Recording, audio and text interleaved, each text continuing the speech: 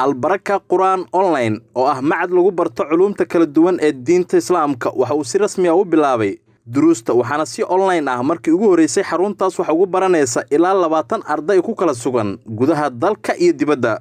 Albaraka Online Qur'aan waxa ay sidoo kale dadka waaweyn u haysaa fursad ay ku baran karaan Qur'aanka Kariimka qowlka Eebbe iyo waliba culuumta kale ee diinteena. Maamulka xarunta Albaraka Qur'aan Online waxa uu dadka Soomaaliyeed ee ku nool dibadda ugu bishaareynaya inay u hayaan fursad gaar ah oo loogu talagalay ubadkooda maadaama ay ku nool yihiin wadamo shisheeye. Fursadda uu soo bandhigayo macadka Albaraka Qur'aan Online waxaa la socda ballanqaad xilli kooban carruurtooda lagu bari doono Qur'aanka, tafsiirka iyo culuumta kale ee diinta. Qaadashada duruusta waa ay bilaabatay waxaana xilli kasta heegan ku ah macallimiin Albaraka Qur'aan Online. Albaraka Qur'aan Online waa xaruntii ugu horeysay online ah oo bulshada Soomaaliyeed u soo bandhigta fursado ay ku baranayaan diintooda iyo kalaamka Alle. Albaraka waxay hadda diyaarinaysaa dufcaddii ugu horeysay welina waxay diyaar u tahay qaabilaadda dufcado kale oo hor leh.